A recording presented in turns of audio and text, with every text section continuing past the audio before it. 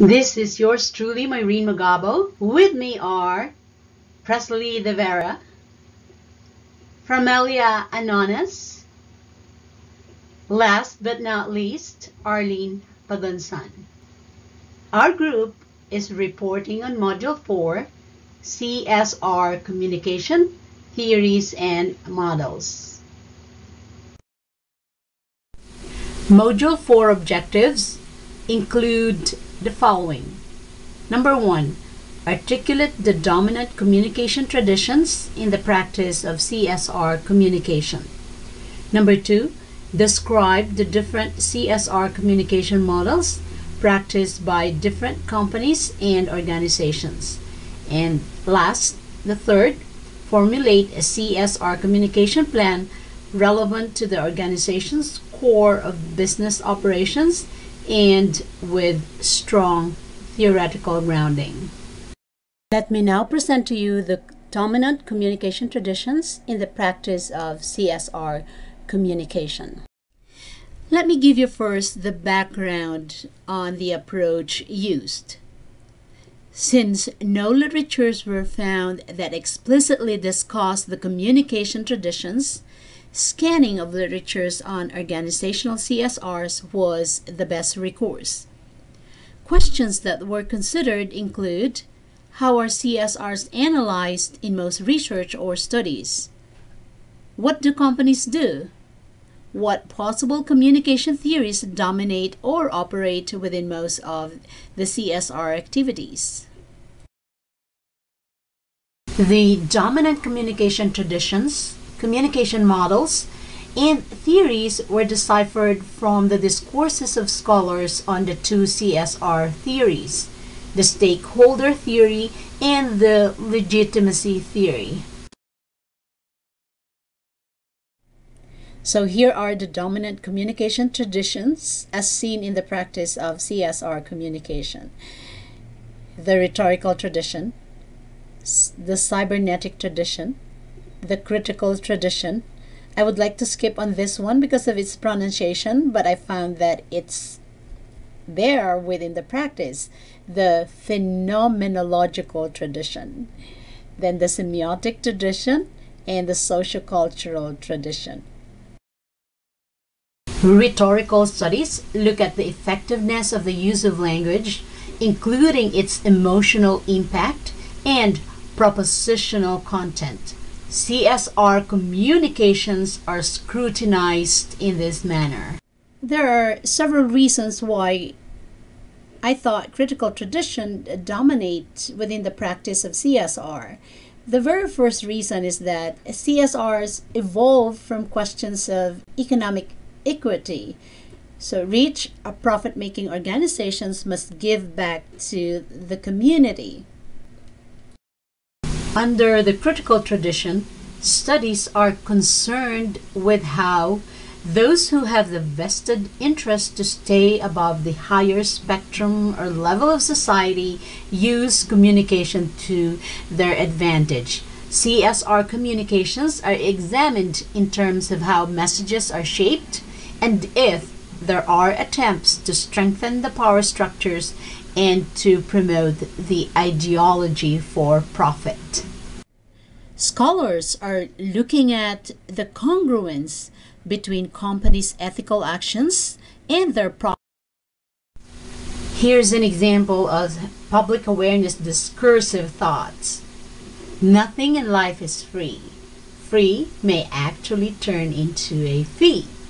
That's right. Look at that. Remove the R in free, it becomes fee. CSRs are viewed with suspicious eyes.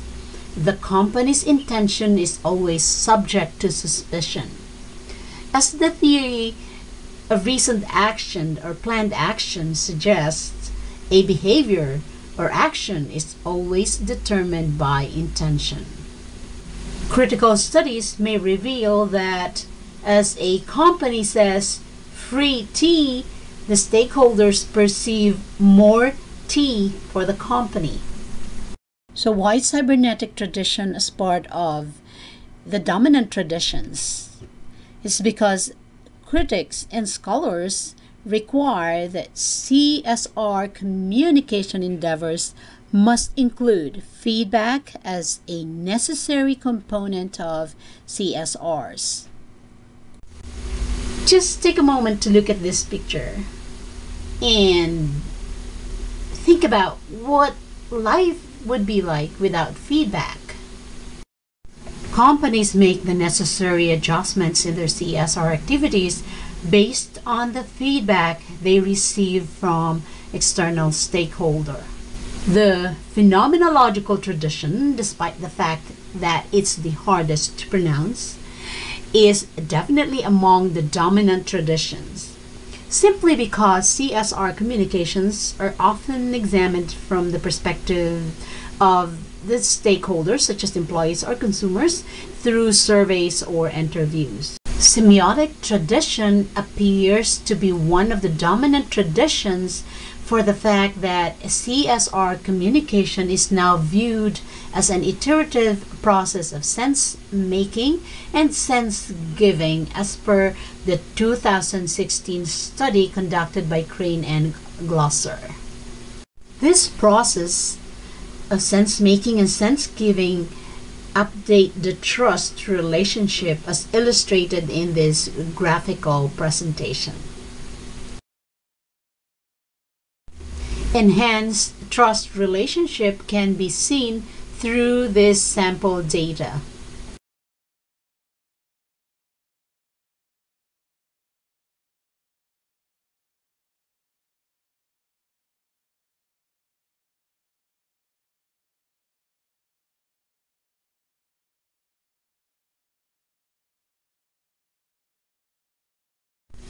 In this iterative process of sense-making and sense-giving, framing has become part of most organizations' CSR practices. Companies can emphasize on their ethical values to legitimize their existence as part of society. As in the example below, a company can explain what they are as an organization and what they do for society through their CSRs. Socio-cultural tradition could be among the dominant traditions because CSRs are also examined in terms of how companies do things in conformity with the cultural norms and how they abide by the ethical rules of society. So, we even see policies are even created to ensure effective and meaningful CSR activities. Socio-cultural studies show how cultural norms and rules are solidified through the practice of CSRs. A culture of giving back on the part of corporations permeates society. Social responsibility is enhanced among big companies targeting diversity, social justice, and equity.